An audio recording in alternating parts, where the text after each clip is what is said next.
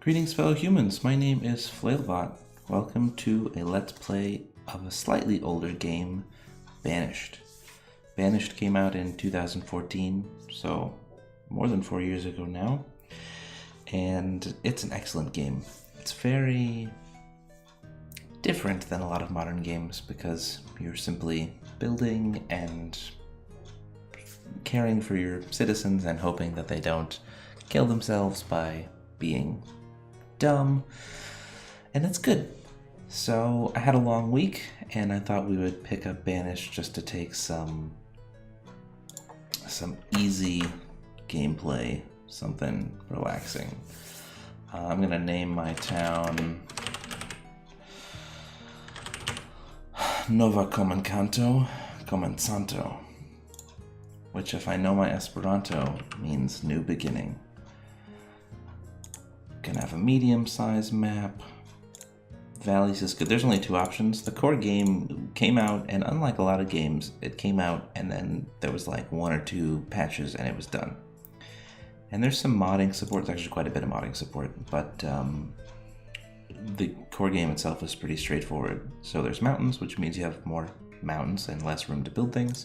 And there's valleys. For our purposes, it's not going to make a big difference, so I'm going to go ahead and pick mountains, because just for funsies. And we'll do the medium map. The climate, again, not critical, what we choose. I usually play on medium. You can see here what happens. You have 5 families, clothing, food, some tools, and so on and so forth. If you play on easy, you have more stuff. You have some homes and storage areas are already built. So we'll just start on medium, and you can randomize the seed. I believe it's numbers only, yeah, so whatever. That's my seed. Let's give it a spin. I haven't played Banished in a while, but it's a pretty straightforward game. Maybe not entirely straightforward. So, gosh, okay. I have remapped my keys to ESDF, so I have to get used to that again. Okay, this is the primary interface down in the bottom right hand corner, and this is where you choose to build things and so on and so forth. I like to have a current events log in the bottom left hand corner. At the beginning, it's not that critical though. I usually don't bother with a map. That's the map of our area. These are jobs for our citizens, which I generally actually use instead of the event log. And then is there one other thing that I like to have open? It's not that. Well, we'll see. I'll figure it out as we go. Good. Okay, so here's our map. We can zoom out and look at it. It's lovely. Oh gosh, that's dizzying. Let's not do that ever again. And these are our people. Our people need houses, so we're going to build them houses. Here's a house, and it can be rotated. The little green arrows are the interactive portion. That's where the people go in and out. So I can build a house here, for example, and then I could build a house with overlapping green arrows, but if I try to build it any closer, then I get this, you can't build here. So I can overlap the green arrows with other green arrows, but I can't overlap green arrows with another building. Okay. So let's see, our people are gonna need some houses. And we're just gonna build a cute little row of houses.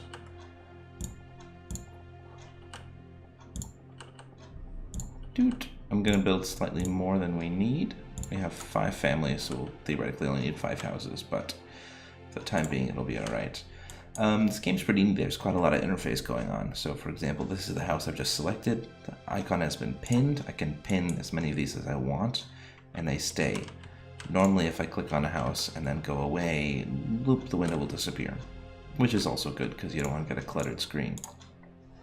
From the screen, you can choose to assign workers directly, or to decide how many out of the total workers who are allowed to build here can build. But we're going to skip over those fine details. We're just going to play. What do I need? I need builders. So we're going to give ourselves 6 builders. Laborers do all the tasks, like taking things places and picking up rocks and whatever. Builders only build and demolish things. And actually, I want to... There it is. I want to pause the building on a couple of these things. If you give too many orders, then your people will spread out their focus a lot and they will fail. So these houses need 8 stone, 16 logs, and they need to be cleared and then built. And we have more than enough stone and logs to build them for the time being. So that's what we'll do. And I'm going to go ahead and unpause. Oh, that is the other window I want. There we go. Okay. It shows all the stuff I have. So we've unpaused. Our people are running around. Can change the speed of play. 2 times speed is usually pretty good. And people will mill about and they'll start bringing things. So logs have been brought, the stone's been brought, the building has begun, and there's the builder person they're building. So that's excellent. Now we're going to need to make sure that we have enough resources, right? So we're going to need to start collecting wood. I'm laying down some roads here just so my people can walk faster. Pause just super briefly. We want a forester to cut wood. There we go, a forester's lodge. Now a forester's lodge will cut and harvest trees within its radius, as well as planting trees within its radius. So we don't have a really awesome start here in terms of where we're going to put a forester, right? Like over here, there's lots of mountains. Over here, well, we can't get there. Actually, our people might be able to walk over here, but we can build tunnels later. Yeah. So what you can do is you can build yourself your forester, just maybe a little bit outside of town. And then in addition to said forester, you can build a hunting lodge where people, or hunting cabin, not a lodge, where people will hopefully run into some deer and then defeat them using their bows. And the last thing you can build in the same little grouping is a gatherer's hut. And the gatherer's hut will run around and collect like mushrooms and berries and stuff in a slightly smaller radius than the forester, and quite a bit smaller radius than the hunting cabin. The hunting cabin radius is pretty large, way slightly larger. Those are super critical, and all these materials have to be brought back to the city. So we're going to just connect them right up to our city. I didn't realize I'd built them in such almost a perfect line. Actually, you know what? Yeah, that's good enough. Okay. So these people have a house. They've moved in, they have children, and when these children grow up, they will move into another house if there's one available, and if they're old enough, they'll have children with whomever else is there. And that's that. So we're gonna have some food coming in from the hunting log cabin, and some food coming in from the gatherer's hut, and some logs coming in from the forester. And when those get built, I'll show you some of the options they have there. Let's see. We can also get food via fishing. Not so great on rivers, just because the total amount of area that's water in this radius affects how effective the building is, or determines how effective the building is. So for example, I can build here, and that's a pretty solid radius for fishing. I could also probably build one over here if I can squeeze it in, which would be decent but not amazing.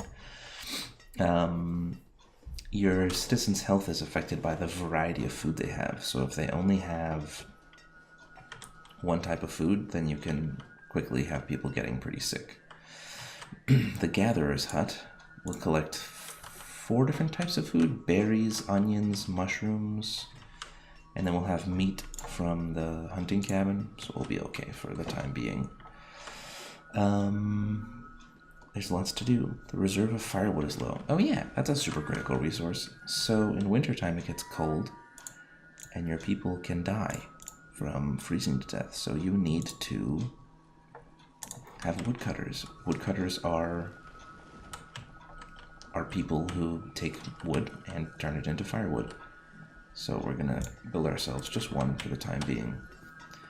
And another thing I'm gonna do, and this is the resource harvesting thing, I'm gonna ask my people to go ahead and cut some extra trees here.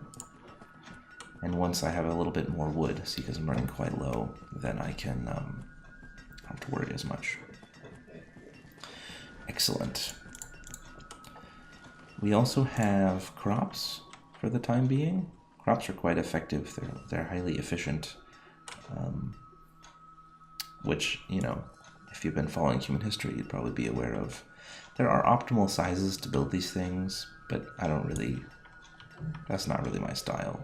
So we're just going to build them at sort of normal-ish sizes. They can be up to 15 by 15. Pastures can be up to 20 by 20.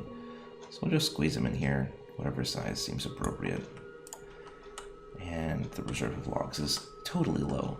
So hopefully some of our laborers will come in here and they'll start chopping down some trees. And hopefully our forester lodge will get done at some point soon. Initially, you just need some sort of patience to let your people do their things. Crops do not require any resources, which is useful. They only require you to clear the land. So here we go, they're chopping wood, logs appear on the ground, and then people can carry them places. One thing we're going to add over in this area is a storage pile.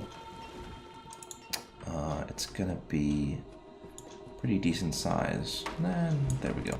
Now we'll still have to clear these two trees in order to build the storage pile, or the stockpile, but that will allow our foresters and our gatherers to dump stuff nearby without walking so far. No, it will only allow leathers? I don't quite remember. Oh yeah, your people also need coats, and if they don't have coats, they have cold. And if they don't have tools, then they work super inefficiently. So there's a lot of stuff to juggle at the beginning. Yeah, the big, like, for me, the first couple times I played this game, the first, like, death knell was when I failed to have tools, and my people just became really inefficient, and so everyone died. Oh good, our Forester's Lodge is coming online. I'll go ahead and build a bridge here eventually, but for now, I'm not going to bother. I have a mod that adds a stone bridge. Yeah.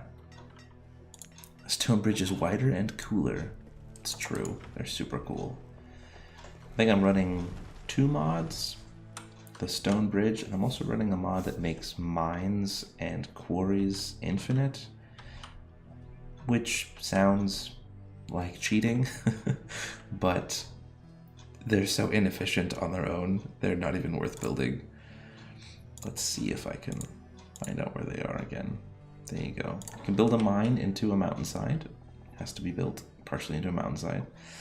And normally it'll produce like up to 1,000 iron or coal.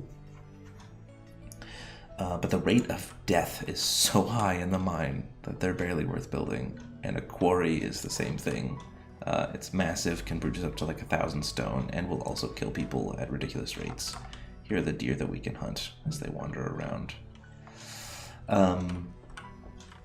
This has a question mark because there are no workers assigned to it. So this is the total amount of workers who are foresters.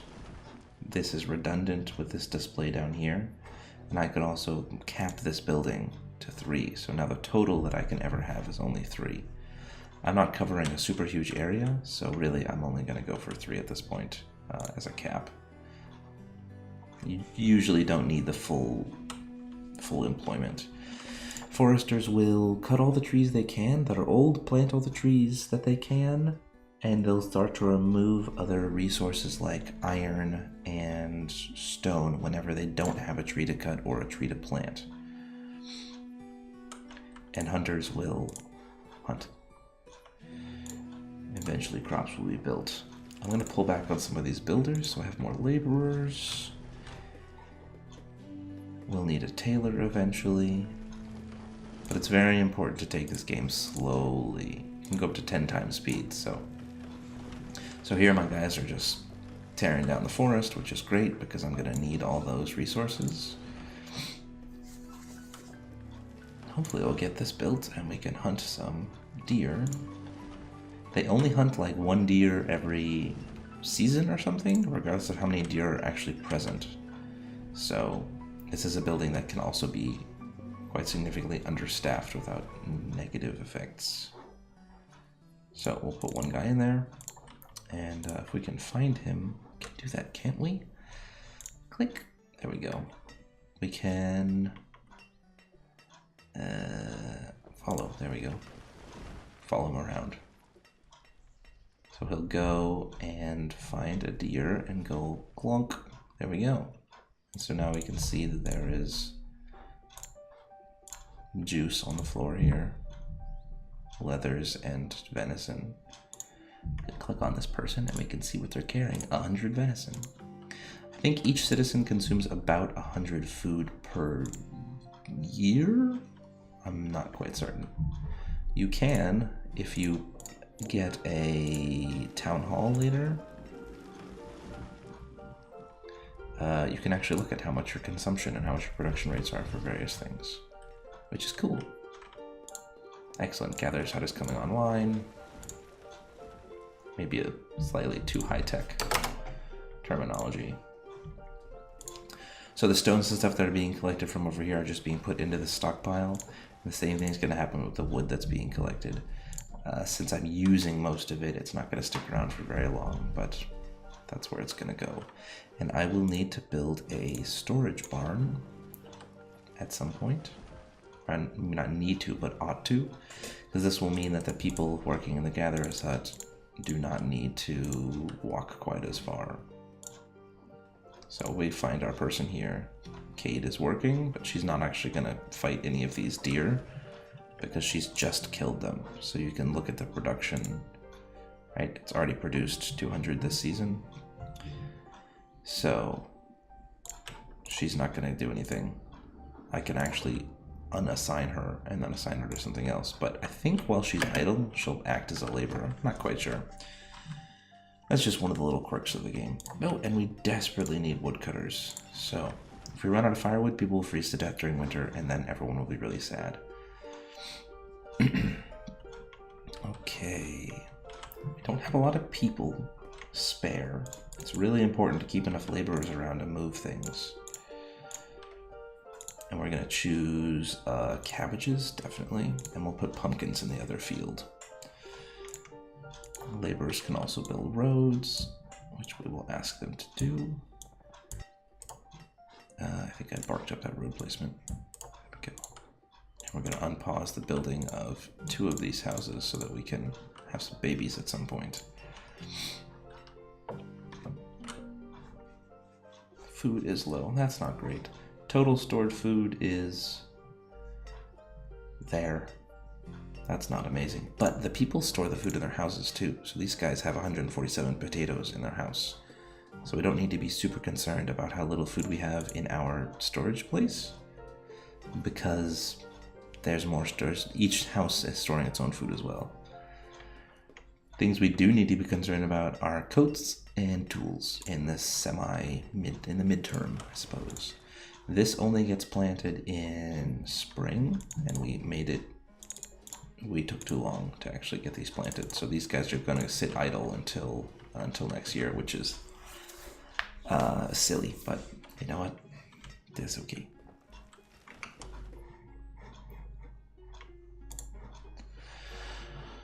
Where were we? So my favorite part about this game is creating like these organic shaped villages that you just squeeze them in wherever you can go. Like if I start running low on food, then I can build a fisherman here. Or I can build, if there's enough room, maybe a couple of fishermen, or tunnels over here, and an array of fishermen over here, and build just anywhere there's space. So I think that this river is too small for traders. Not actually certain. So there's a trading post, which is pretty necessary for long-term survivability, at least in the default game. And the reason that I say that with such a caveat is because in the default game in vanilla, your Your mines and your cores will run out if you decide to build them. They will eventually run out, and you will run out of iron and stone, and then your people will have no tools, and you will die. Unless you're very lucky, or have a very skilled layout. So, you need the tradesmen in order to produce basically renewable goods to trade for non-renewable goods. Here you can see the new trees that people have planted. With the modded version, clearly you don't necessarily need to trade, but there are certain things that you can't get without trading. So, like other seed types, if you're going to plant different types of crops. I'm not sure that we can actually fit anything. Why is that? Is that just too steep? Or is it just not in the water enough? That would fit. I'm not sure if a boat would actually come here. I suspect it would, but it would be kind of funny. This distance way down here to the main river is way too far for us to reasonably stock and manage a trading post, because we have to bring all the goods here that we've used, and then we need to haul all the goods back that we've purchased. And we're going to be purchasing things like stone and iron and such. One thing you can do, a fun little quirk of this game, I'll pause to do this, is you can build a trading post, and then if you can position your second trading post directly opposite, it'll actually act like a bridge. I don't think this worked. I think we have a gap in between. But you can, instead of building a bridge, you could just build two trading posts opposed to one another. And then you'll need to build a bridge so you guys can get from one to the other. But that's it's good times. So we're collecting. Our food is okay.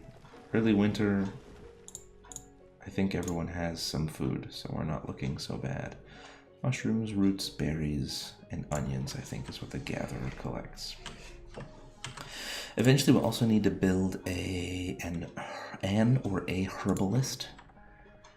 And herbalists can only gather herbs from old trees. Young trees do not spawn herbs. One of these things is herbs. I think it might be those. And so if we look down by our newly planted trees over here, we'll see things in the area like onions and mushrooms and such, but near the newer trees we're not going to see any herbs. And so you can create the same layout, except you'll need to skip the forester. But the gatherers and the hunters and the herbalist can all work together. Okay. So assuming we're not tragically losing already, our next steps are going to be a bridge over to here. It's going to give our forester a little more room to work. So it'll improve their efficiency.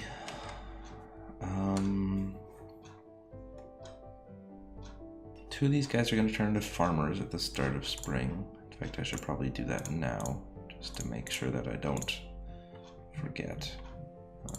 So 2 farmers. I think these might be slightly large for one farmer to handle, but that's okay, because the space is not yet really at a premium. The reserve of food is low. Yeah. 2 people have moved in here. They're 10 and 12, apparently. Oh, that's right, I don't have a school. So as soon as my kids, stop being children and become adolescents or whatever, they don't stay at school until they're 12 or 14 or whatever. They just go straight into a job. And educated people, see if I can grab one of my people, see if they're educated or not. Educated, yes. Educated people who have tools are more efficient than uneducated people who do or do not have tools. It's important to educate ASAP.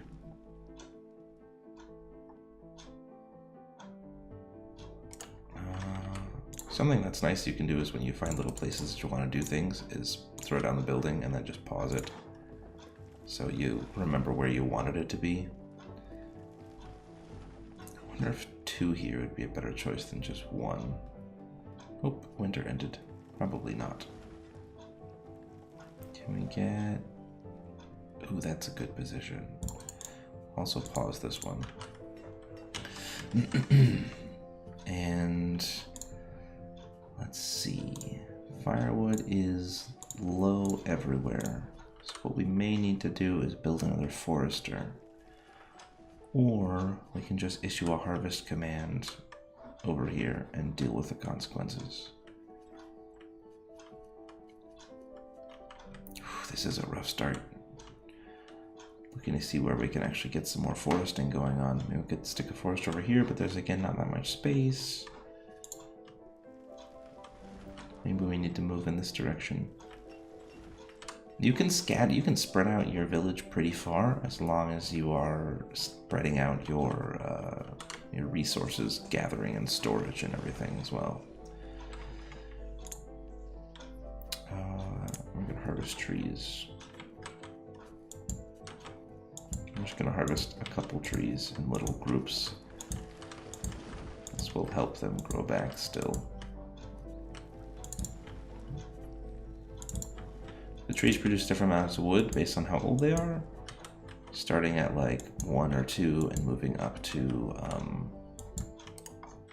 I think 5 wood or so. And if you have a forester do it, they'll automatically wait until the tree is mature and they'll cut it down. And if you wait for the tree to get old, it'll eventually fall on its own without producing any wood. So it's a good idea to have foresters do your forestry. Once these guys plant, I'll throw an extra farmer onto each one during the harvest season, so when the yield gets up higher, because I need to bring all the food back before time goes out. And once winter comes around, I'm going to execute a collection command on all this stone. We have a bunch of iron, but we don't have quite a lot. Don't have very much stone yet. And we're going to need another woodcutter, definitely. I'm going to put another row of houses over here. I generally don't like to have such sort of compact villages, but given the absolute premium on space right here, it seems to be the way that we're going to end up doing this. So we'll get another woodcutter there, lay down some roads for him. And since these people are probably going to end up walking over here anyway, we'll do something like this to connect them. And make a nice little shape over here. And it's good. It's good to pay attention to the aesthetics sometimes. We'll also need a tailor eventually. This apparently is too bumpy, which is terrible news, because that's territory I need to use. So we'll get a tailor, and we will want a blacksmith as well. Perhaps we can fit them in like this. These buildings are expensive, 48 stone, 32 lumber, and 16 iron. But we need them in order to not perish horribly. Actually, I think I'll put the tailor over here. I'll just cancel this building. Boop. And then we'll get our blacksmith resource production. Blacksmith. Can I squeeze him in over here? Yes. Sweet. It's narrow enough. And we'll give him some roads too. Can never have too many roads. You can also upgrade to stone roads later, but it's 1 per square. 1 stone per square. And they, well, they're faster. But unless you have a solid source of stone, it is a bad choice.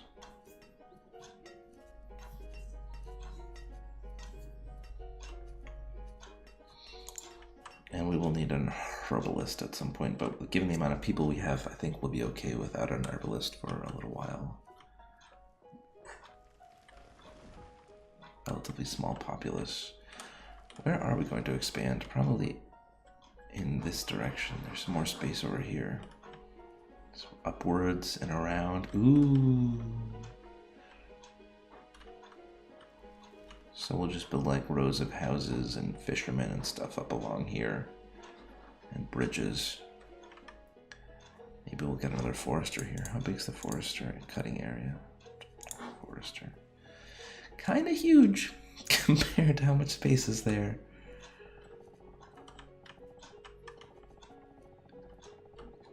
Let's see, this is a decent place. And this is a good place. But only for foresters, there's not a lot of other space. I made a settlement that I settled very sparsely, or very, whatever the opposite of dense is, I don't know. And that was really fun because I was building forestry lodges and stuff, and then I put houses sort of really scattered around, and it worked surprisingly well. I just had less people in each forester lodge, so I invested more resources in building more lodges, but I didn't run into really any problems. It was quite a different experience.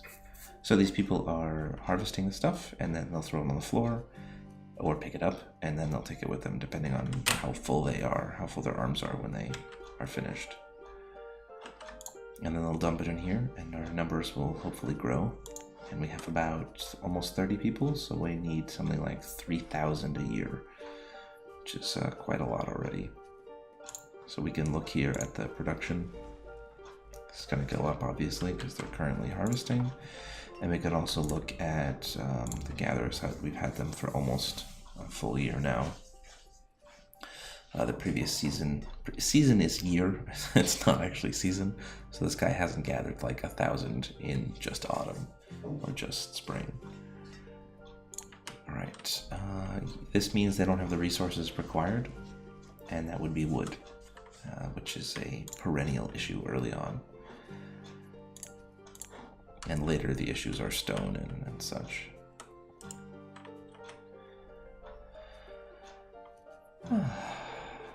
So far so good.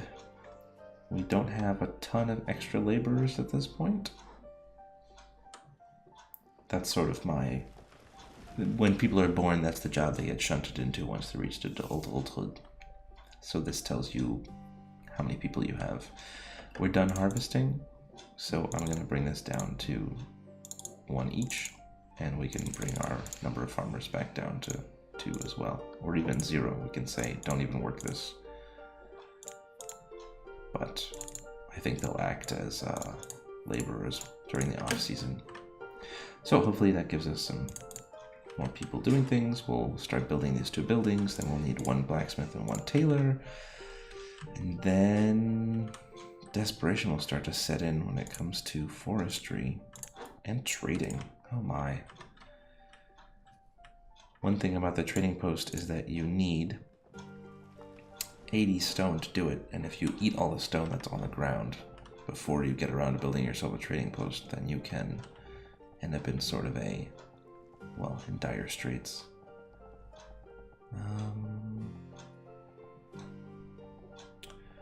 Where was that place that I could actually build it? Was it right over here?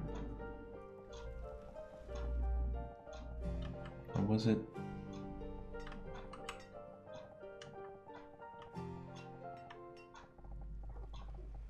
Hopefully it was not exactly where this bridge is, but it doesn't look like it was.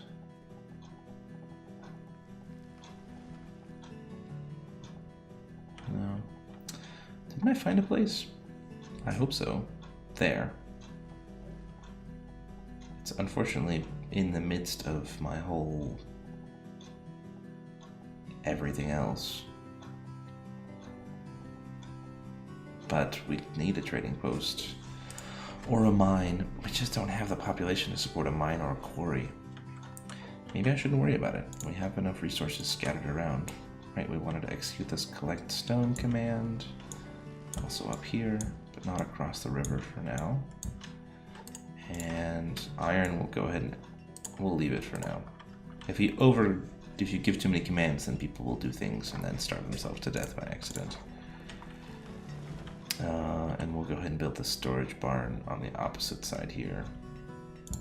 So that's where the trading post is going to go. If I throw it on the trading post, then this space will basically be reserved for the trading post, and people will not... people will remove the resources that grow there, and the ground will remain cleared. But that means I'm effectively reducing my forestry area by, well, a pretty decent margin. Yeah, it's alright. We'll deal with it. This is not a good sign. This whole freezing to death symbols here. So something we're going to need to work on is making sure we get enough wood. So that's our goal, and we will handle that next episode. So many thanks for watching. I have been Foilbot, and this has been the first episode of Banished. See you guys next time.